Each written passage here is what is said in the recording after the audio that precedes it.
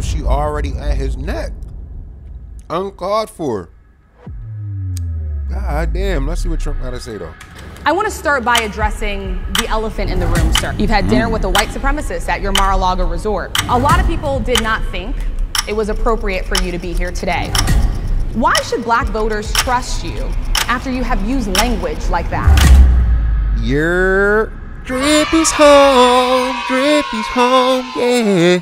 You already know what it is. Your boy DriPPie on the building, back with another banger. If you know the vibes, make sure you like, comment, subscribe, show love, do what you do best. You already know that's no stressing. I'm out of breath, man. Let's get it. Listen, this video is long overdue. Back at it with another banger. I ain't gonna waste no more time, man. Just make sure you check out all the socials. DriPPie360. Google me. You feel what I'm saying? Check out the Twitch, Instagram, and all that good stuff in between. And then, without no further ado, let's get into it.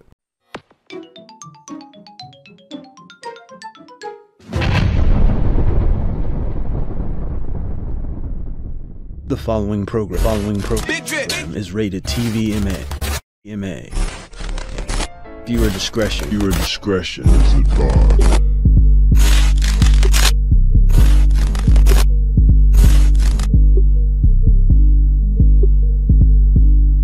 Trump Q&A, NABJ convention. If you ain't know, the NABJ stands for National Association of Black Journalists, right? Also, another thing, I don't know if y'all peep, but we just upped the quality. Get that quality.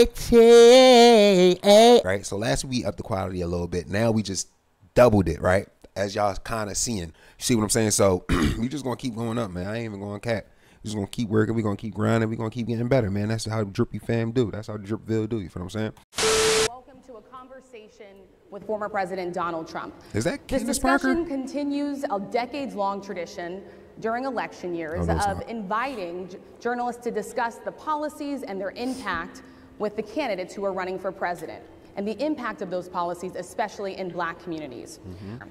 NABJ has partnered with PolitiFact to fact-check this conversation in real time. That's what I'm You talking can about. access that feed on social media. I'm talking about. Using the hashtag NABJFactCheck. Again, the hashtag is NABJFactCheck. Okay. We have a lot to get to, and we do not want to waste any time, so let's bring out the former president of the United States, the Republican nominee for president, former President Donald J. Trump. Hold on, y'all. Let me fix this camera. Basketball is my favorite sport. I like the way you dribble up and down the court. They got DriPPie on the beat, and he on the score. Put me on the buzzer beat, because I'm going to score. Put me on the boards. Mr. President, we so appreciate you giving us an hour of your time. I want to start by addressing the elephant in the room, sir. A lot of people did not think it was appropriate for you to be here today. You have pushed false claims about some of your rivals, from Nikki Haley to former President Barack Obama, saying that they were not born in the United States, which is not true. You have told 4 congresswomen of color who were American citizens to go back to where they came from. You've had dinner with a white supremacist at your Mar-a-Lago resort. So my question, sir, now that you are asking black supporters to vote for you, why should black voters trust you after you have used language like that? Okay, hold on. First of all, before you answer that, I know Trump about to eat her up because I seen the preview, and that's what triggered me to watch this video. But the outfits that she got on, all blue, she got the audacity and the nerve to ask him these questions. Like you could tell she already at his neck. Uncalled for.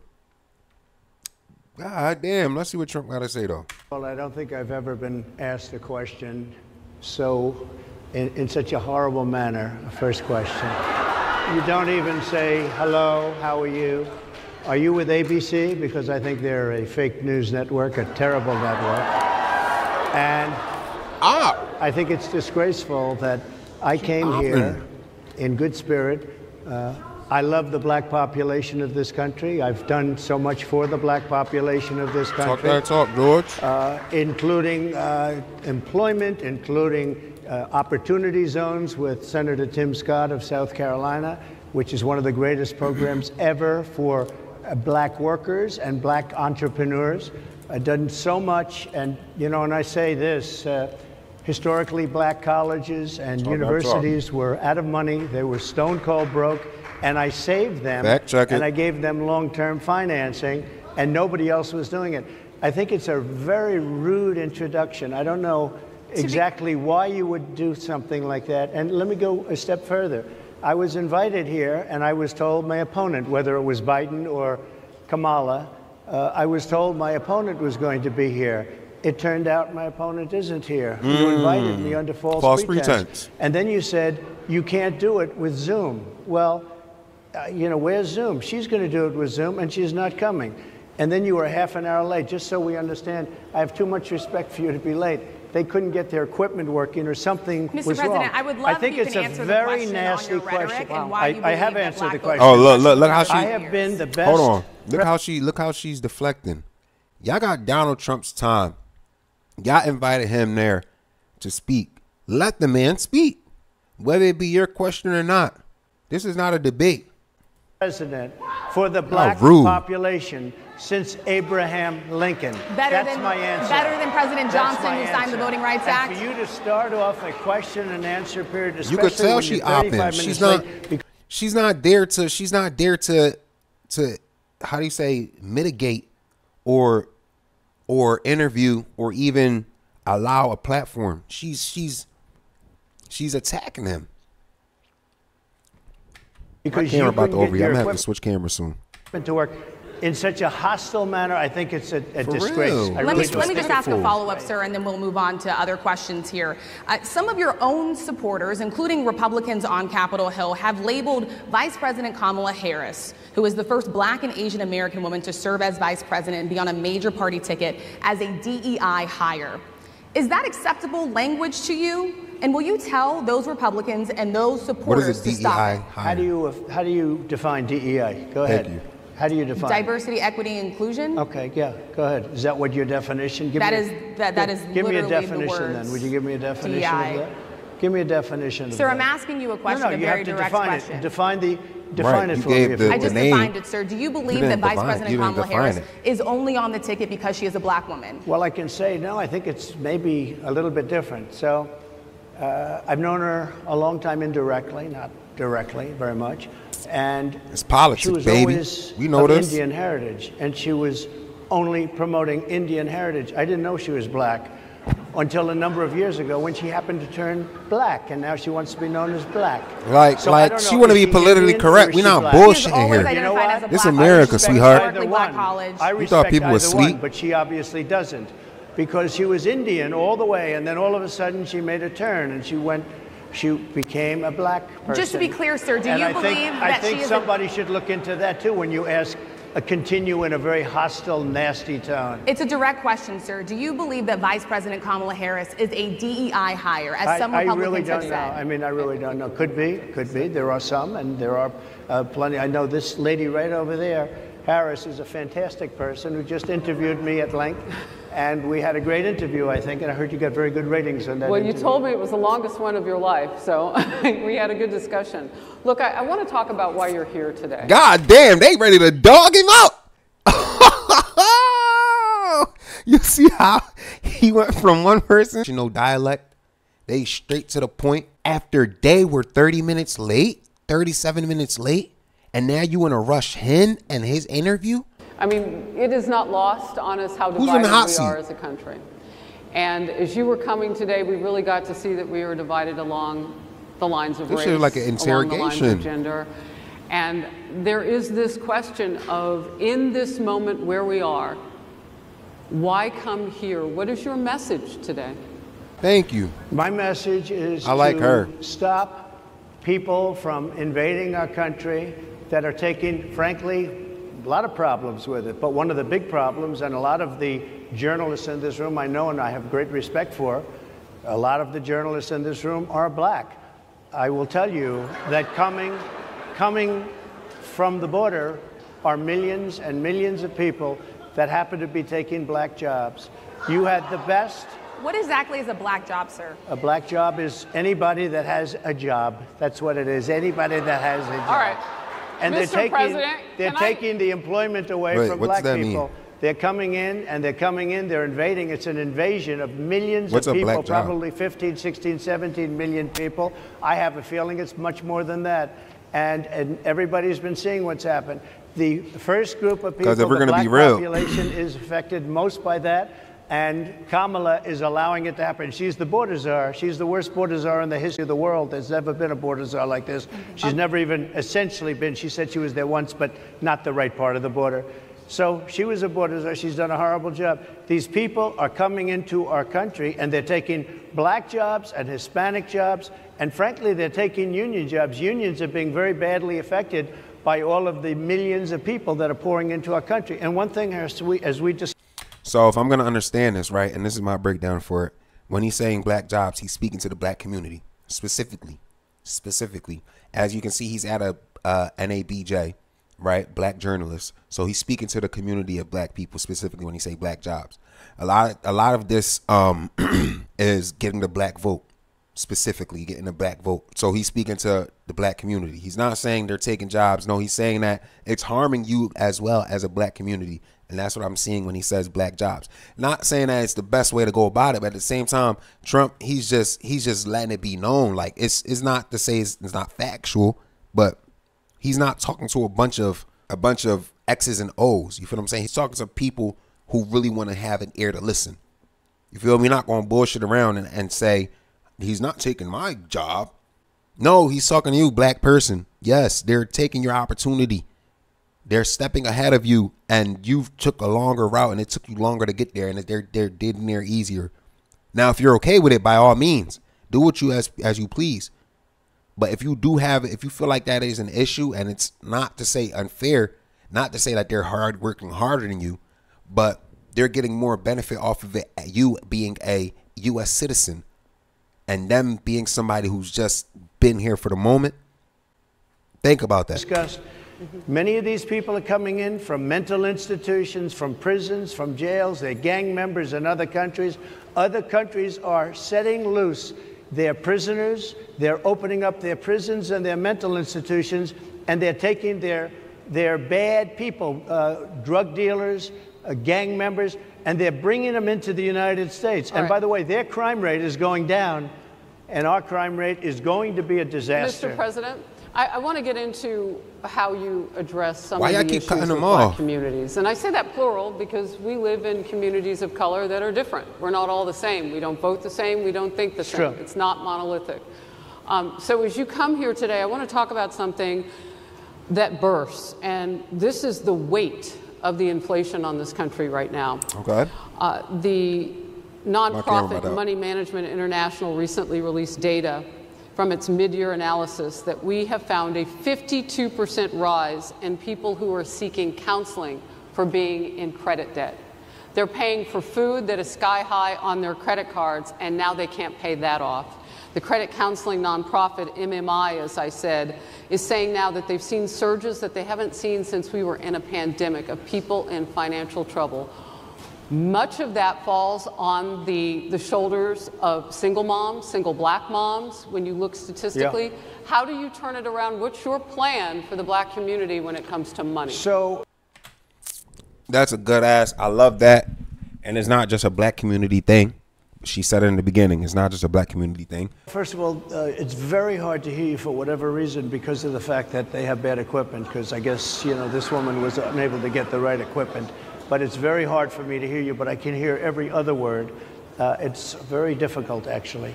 But so I don't know if they can fix it or do something with it, but I'll do the best I can with it. The inflation is absolutely destroying our middle class, our working class, virtually every class. Inflation is a disaster in our country. Inflation is a country buster. It breaks every country. And we had, in my opinion, the worst inflation we've had. They say it's 58 years, but I think it's much more than that. It's been devastating. And if you just take a look at a lot of things they don't include, like interest rates. Interest rates went from 2.4% to 10%, and you can't get the money. People can't buy houses. They no longer have the American dream. Young people, young black people, they don't have the American dream anymore. They can't buy a house. They can't borrow the money because of the cost of the money. They can't buy it because of the cost of housing, because of the cost to build it, because of inflation. Inflation is a disaster, and it's destroying our country, and it's destroying the black community. We have to bring down the cost of energy, and that's going to bring down the cost of inflation. This was all started with a bad energy policy. Why energy by specifically? Joe Biden. By the way, just if I might, I was running against a man named Biden. You probably saw that.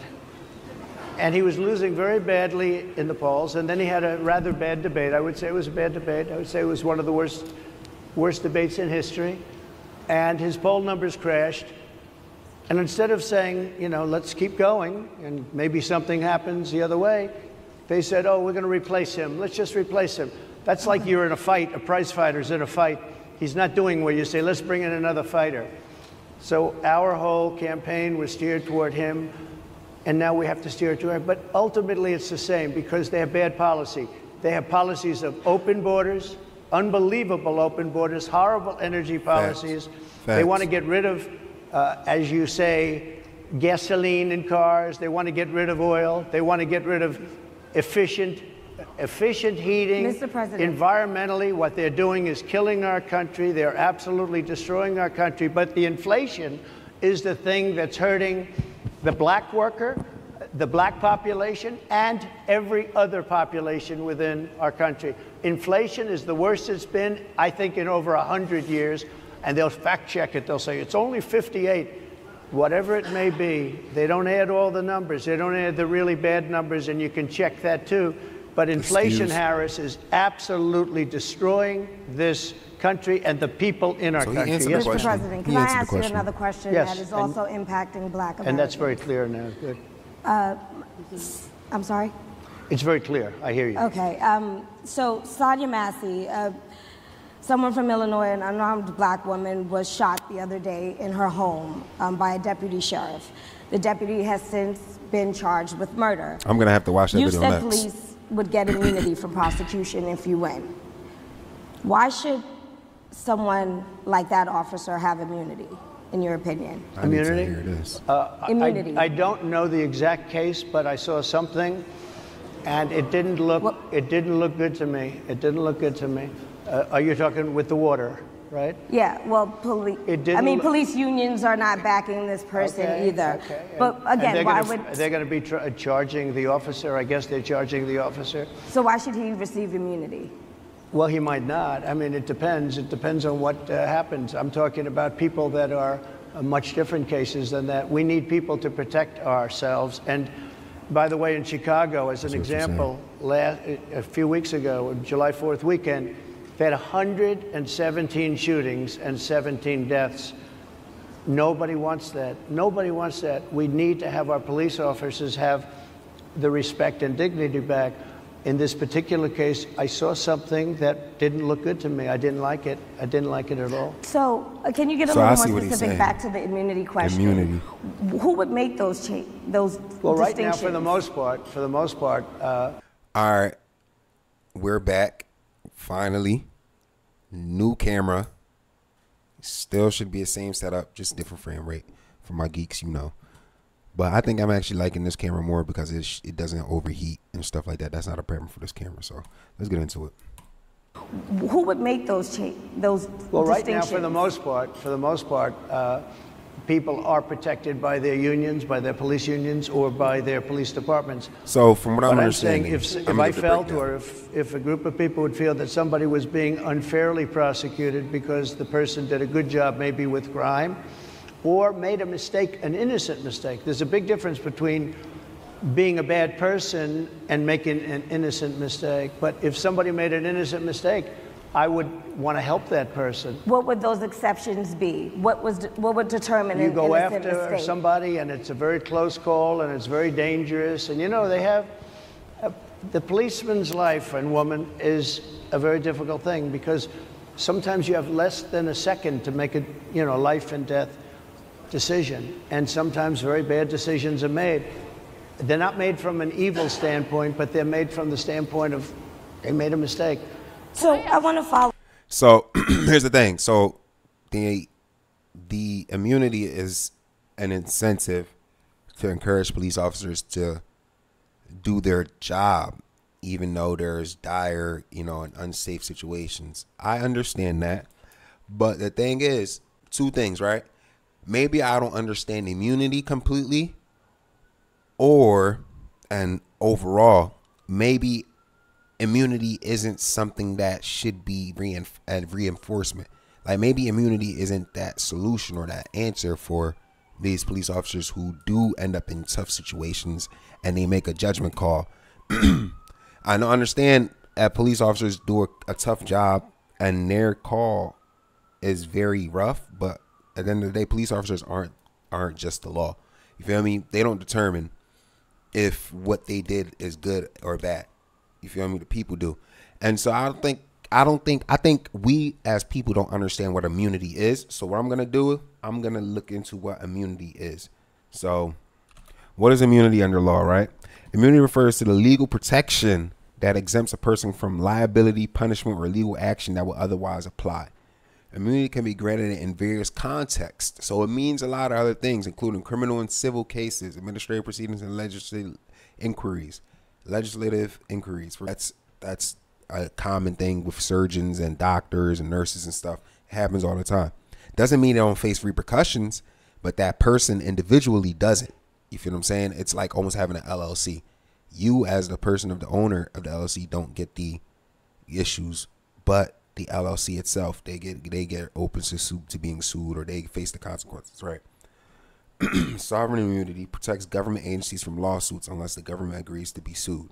So that's more like, that's different from the individual being prosecuted and stuff like that. And I don't think that immunity is the answer, but that's one way to solve the problem. You know, I find it interesting because you do talk about reining in prosecutors, especially when it comes to prosecutors that are prosecuting you. Why doesn't that skepticism apply to law enforcement? Well, I've been prosecuted because I'm a political opponent of two people that have weaponized our justice system. I've been prosecuted. I just won the big case in Florida. Everyone said that was the biggest case. That was the most difficult case. And I just won it. Now, Biden has a similar case, except much worse. I was protected under the Presidential Records Act. Biden wasn't, because he wasn't president at the time. And he had 50 years worth of documents. And they ruled that he was incompetent, and therefore he shouldn't stand trial. And I said, isn't that something? He's incompetent and he can't stand trial, and yet he can be president. Isn't that nice? Mr. President, but they released him on the basis that he was incompetent. They said he had no memory, and he was a nice old guy, but he had no memory, and therefore we're not going to prosecute him. I won the case, and it got very little publicity. I didn't notice ABC doing any publicity on it, George. We cover you extensively, sir. I'd love to move over on to different topics. I didn't notice you do any publicity on it at all. I won the case, the biggest case.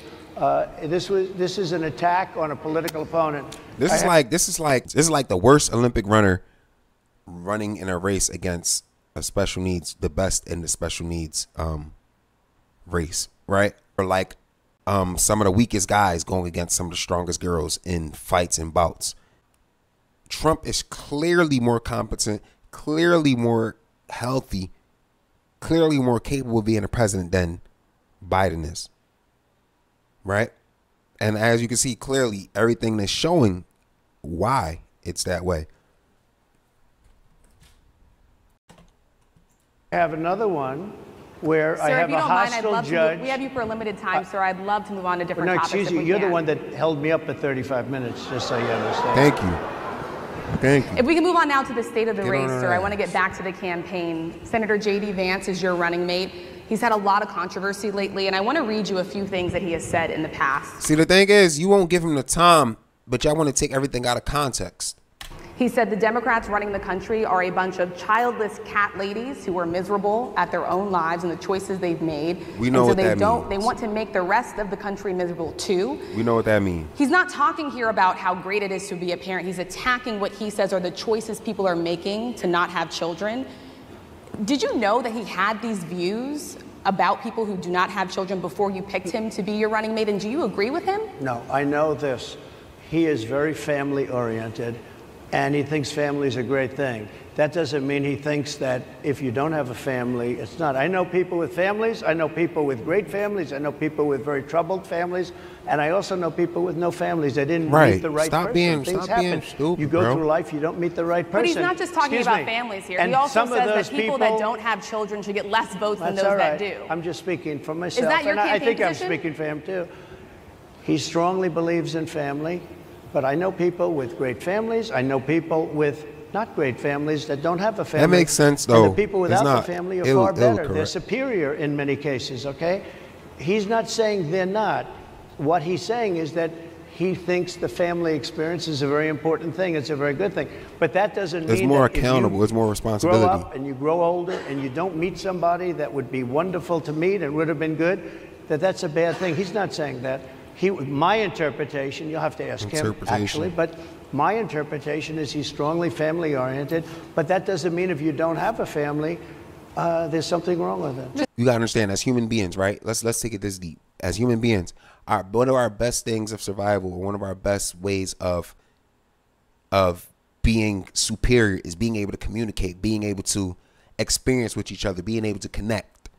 When you're an individual, you don't have to think much about other people's experience and how they move and how they live their life. Meaning you can only think for or feel how you want to when you're doing something. And meaning you'll cater to that experience as best and as much as you want to when you're like that. However, when you think about other people and you share that kind of space of community, you can empathize more. You can sympathize more. You have more empathy. You have more sympathy. Stop taking things out of context, please. Just one last point and then we'll move on. Just one of the bedrock principles of American life is one person, one vote. Shut up. Senator J.D. Vance has suggested that someone who has children should have more votes than a person who does not have children. I just want to be clear here. Is that the position of your campaign? Well, they get more money on a tax. That's something I have ever heard before. On return. I can tell you this. Right now you have illegal aliens coming into our country, many from prisons and many from mental institutions, and they want to give them votes. I don't think they should have votes. They came into our country illegally, and they're taking the vote away from all of the people in this room that have been here a long time, that have worked hard, that in many cases, and you'll see this happening, if I'm not elected, you're going to see it happening. If I am, you're not going to have any problem. But you're going to see it happening a long time. You're going to see the people in this room and people outside of this room are going to be losing their jobs to people that have come into this country illegally. Mr. President, can we stay with just kind of the state of the race right now? Because I felt like that vice president question, candidate question was right in there with that. Yeah. So let's talk about J.D. Vance for a little bit. He's had some stumbles out of the gate. I don't know if you're hearing what we hear as reporters, but it's been a tough couple of weeks for him. Why did you choose J.D. Vance? Why did you choose him? And I'm having a hard time hearing too. I know everybody out there can, but it's hard to hear. I'll tell you why. I chose him because he's a very strong believer in work and the working man and woman, and especially the working man and woman who have been treated very unfairly, because you have many of them in this room. But you have many of those people, they were treated very unfairly. They worked very hard and they were treated unfairly. He wrote the book that became a bestseller. The movie became a smash hit. He's a very smart guy without the benefit of having a family that has contacts, like a father that was well connected. He got into Yale Law School. He graduated in 2 years from Ohio State, summa cum laude. I mean, you take a look at, you know, his career has been an amazing career. He started off at a level with a difficult family situation, very difficult with the mother and the father and everything else. He ends up going to Yale Law School and was one of the top students, became the head of the Law Journal. I mean, that's an amazing thing. He's a 4-year, he was in the military with great distinction for 4 years. Nice. Got out, went into business, became successful in business. Very successful in business, actually. He's been through most levels of American experience. You know, I have to believe in that. I mean, he's somebody that was born in a rough situation. Most of the people know that situation because somebody that was born in a rough situation. Most of the people know that situation because it was very well documented in his book. And I have a lot of respect for somebody that can get into Yale and become one of the best students in Yale, dog.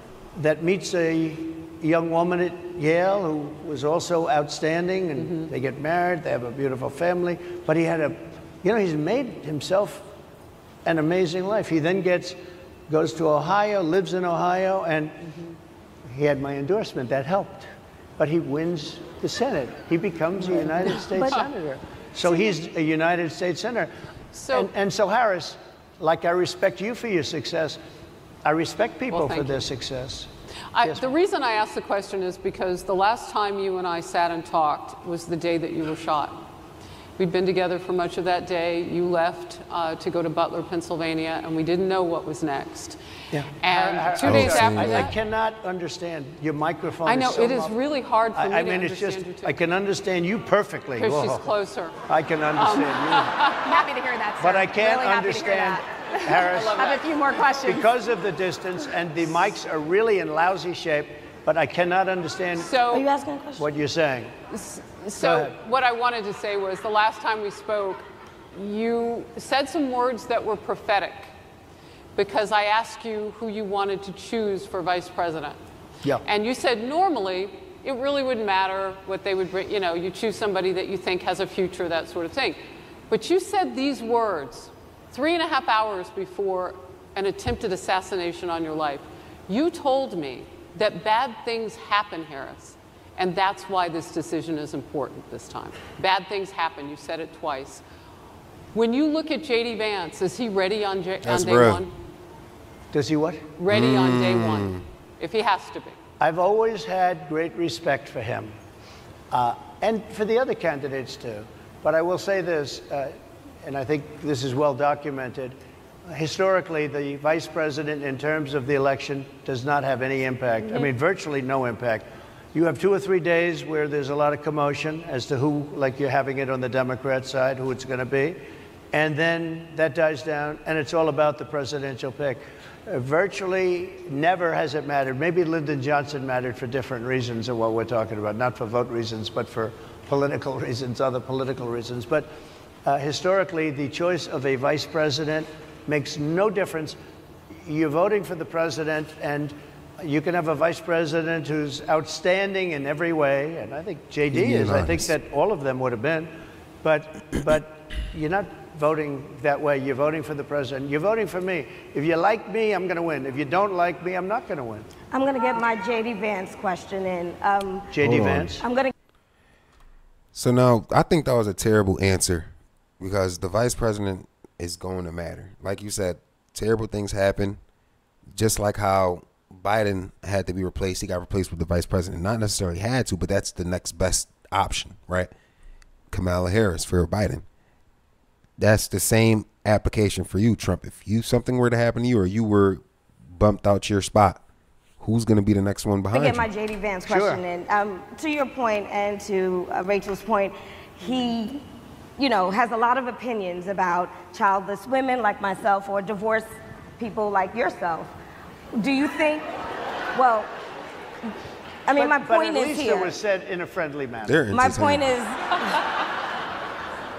do you think the Republican Party is getting a little bit too judgy about people's lives when you think about abortion or when you think about what J.D. Vance is saying?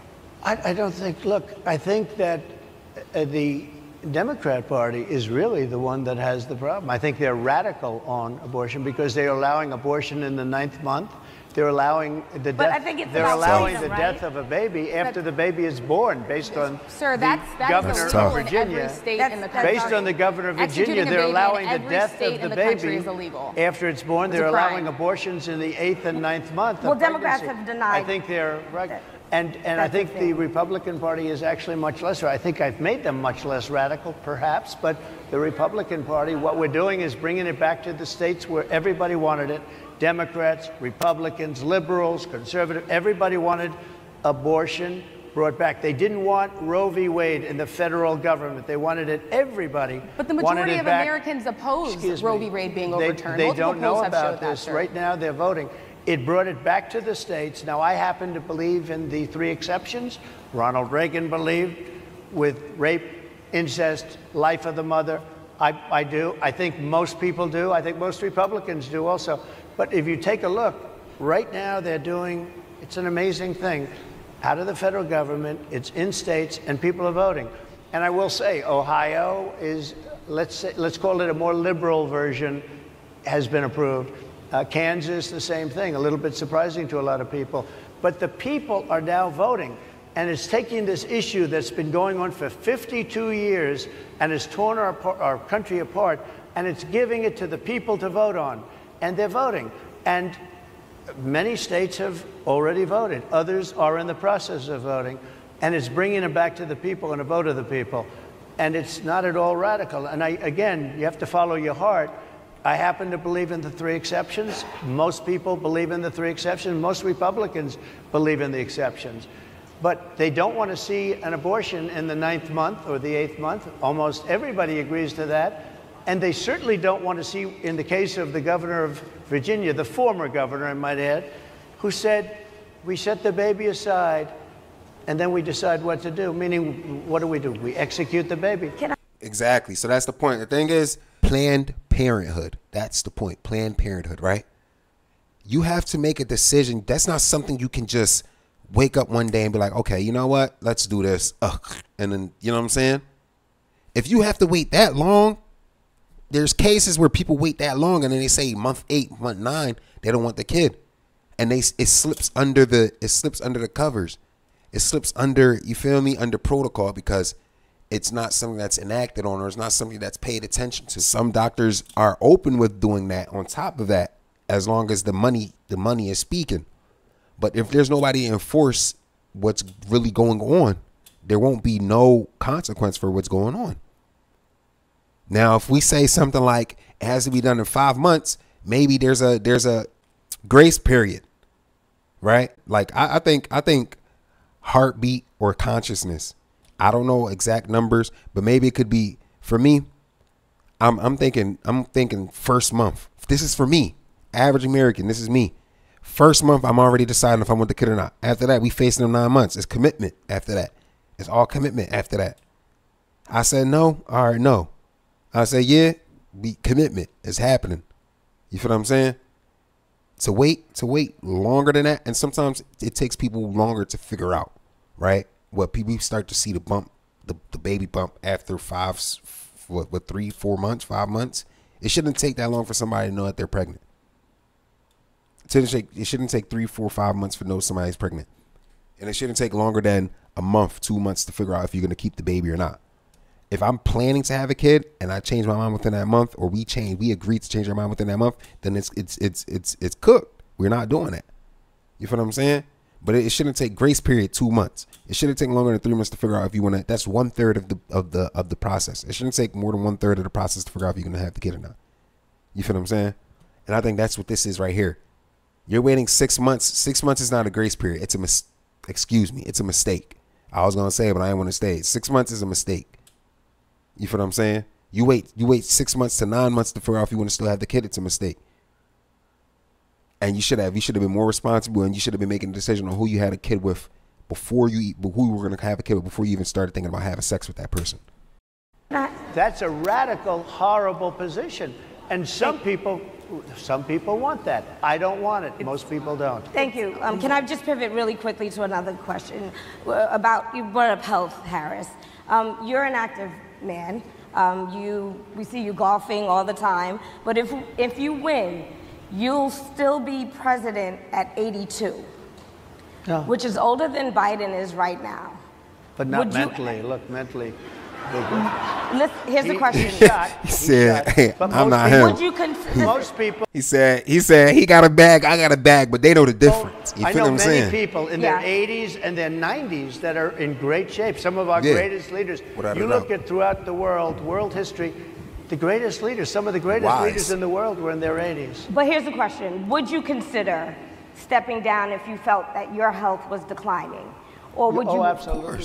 And who would make, I think I'd know. How would you make that decision? I think I'd know. Look, if I came onto a stage like this and I got treated so rudely as this woman treated me. Oh my goodness.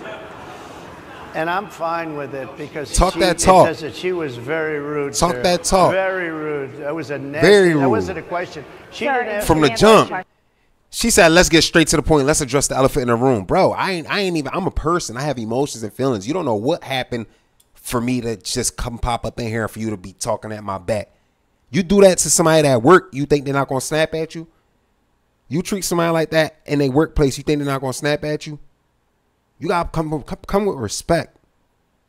It don't matter what position I'm potential president. No, you talk to somebody with respect. You don't talk out your neck like that. You come correct. It's something I learned. It's called constructive criticism.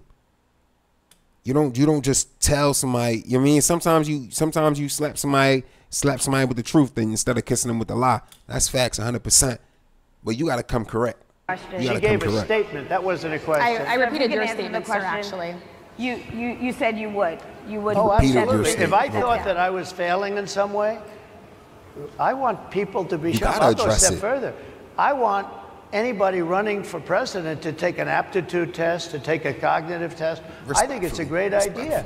And I took 2 of them, and I aced them. Well, I took 2 of them. But let me ask you. I would like to have people running for president, and I don't mean because they're 75 or 85.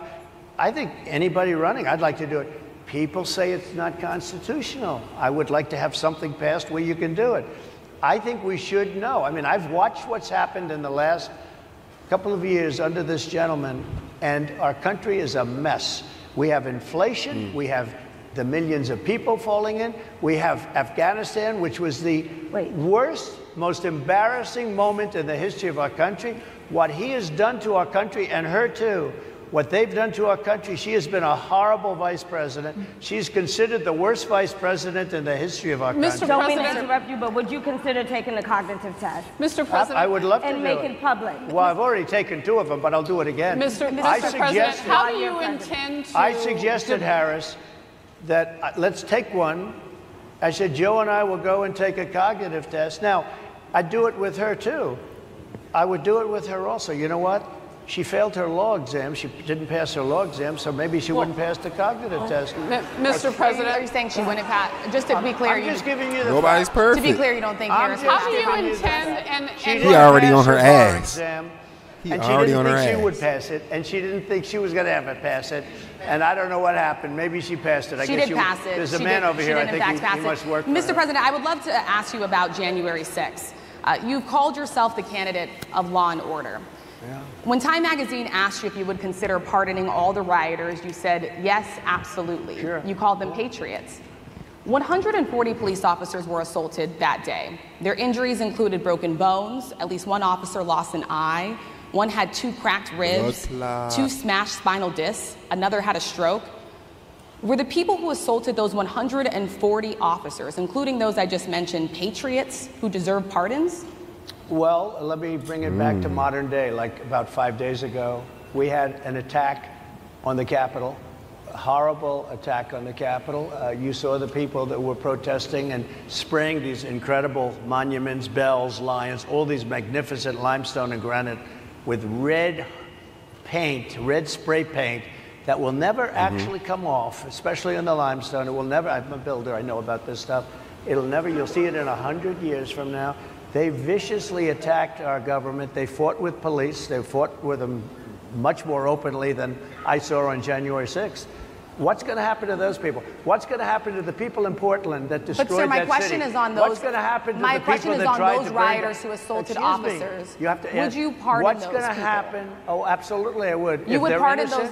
If they're innocent, I would pardon them. They've been convicted. And by the way, the Supreme Court just well, they were convicted by a very tough system. They were. How come the people that tried to burn down Minneapolis? How come the people that took over a large percentage of Seattle? How come nothing happened to them? How come the people sir, we're talking about people that were seen beating officers with flagpoles, dragging them down the stairs. They're on video. Have you seen that video, sir? Oh, really? Well, every person, the thing is, every person, not every single person that were protested was, you know what I mean? Not every person that was protesting was convicted, and not every person that wasn't protesting still got convicted. You would pardon those? You would pardon those rioters? They shot a young There's some people lady that in there's the some face people that who was that didn't deserve to be protesting. They shot her in the face. You know, nobody died that day. You do know that, but people died in Seattle. Nobody died, but people died in Minneapolis. You know, people died in Minneapolis, and nothing happens, and nobody ever talks, and nothing happens to those people. But you went after the J6 people with a vengeance, and I'll tell you what. What about the cops that were, and I'm all for the police, as you know, but what about the police that are ushering everybody into the Capitol? Go in, go in, go in. What about that? Look, nothing is perfect in life. But you have people from Minneapolis, you have people just from 5 days ago in Washington, D.C. They were having fist fights and fighting with the police. They were spraying and destroying. They were desecrating our monuments in Washington, D.C. 5 days ago, and nothing happened to them. And you can't have two systems of justice. That's why they went after me as a political opponent, because they felt they couldn't win without doing that. And we're going to win our cases, and we're going to be vindicated. But I have to spend a lot of time on that and money. That's what they want. After the election, they won't care. Although in my case, I think they probably will, because the hatred is pretty deep. But I'll tell you, they went after me as a political opponent. That's the thing. The only reason why they're bringing it up is because they feel like it's a direct influence of Donald Trump's doing. That's never happened in our country before, and it sets a terrible, terrible precedent. That's the only reason why they feel like there should be consequences. They want to make people an example. What's your first thing? What do? I close the border. And I do two things, because I can do a lot of things simultaneously. I close the border. We don't want people coming in. We want people to come in, Harris, but they have to be vetted. They have to be checked. They have to come in legally. I want people to come into our country, but they have to be vetted. They have to be checked. Look, so when you say, what do I do? That, and I drill, baby, drill. I bring energy way down. I bring interest rates down. I bring inflation way down, so people can buy bacon again, so people can buy a ham sandwich again, so that people can go to a restaurant and afford it. Because right now, people can't buy food. Your grocery bills are up 40, 50, 60%, right? Blood clot. She's agreeing to me. Oh, she's agreeing. Thank you. I like you very much. Mr. President, I think we are. But it's true. Your grocery bills are up.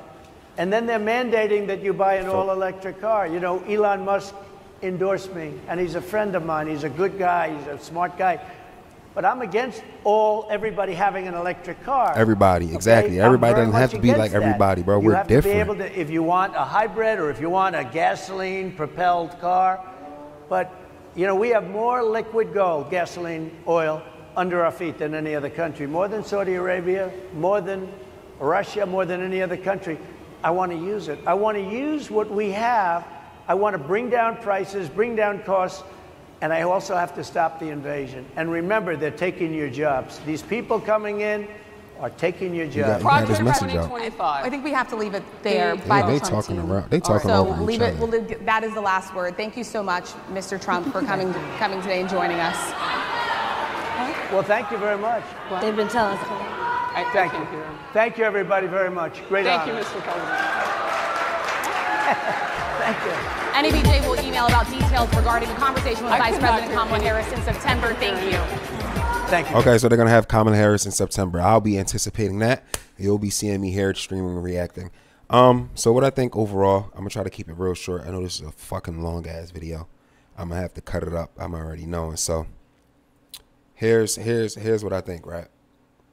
And y'all can see a little bit of my background over there. But here's the scoop, right? I think Donald Trump is going to be our best representative, for the simple fact that this is not about how we feel, particularly of us being unhappy. This is about what we need to do, what's best for us. It's not about feeling a certain way or being in our feelings or in our emotions. Bro, I had to realize that I didn't agree with Trump the first round. I didn't like Trump, honestly, but that was because I didn't like his character. But when it comes to doing his job, he does his job. You got to think about it in a sense, like, if you got a basketball player, you could call him a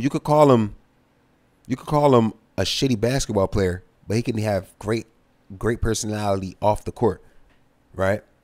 But if you look at him as a basketball player and he's not being efficient, he's not scoring, you're not doing your job.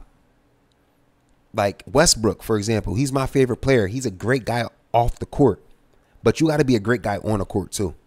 You have to be a great husband outside the court too. You know what I mean? You have to have that triple-double effect. But in this situation, when we're talking about what we need to prioritize, I think it's more important to be able to do your job first, right?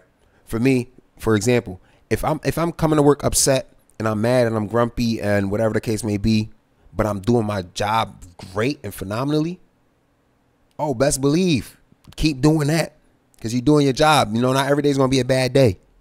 But say if I'm emotionally at the highest, I'm great, I'm loving it, but I'm doing shitty at my job, there's going to be a problem. There needs to be some type of balance. But we need to prioritize what's most important, right? We need to prioritize what's most important. I think that's a tough one right there too. Not every day is going to be a happy day, but not every day is going to be a bad day.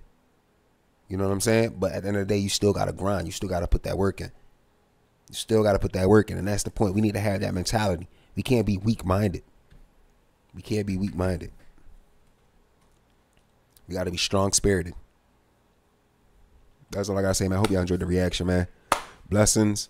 I think I found my official solution for this camera, and I'm liking it this way.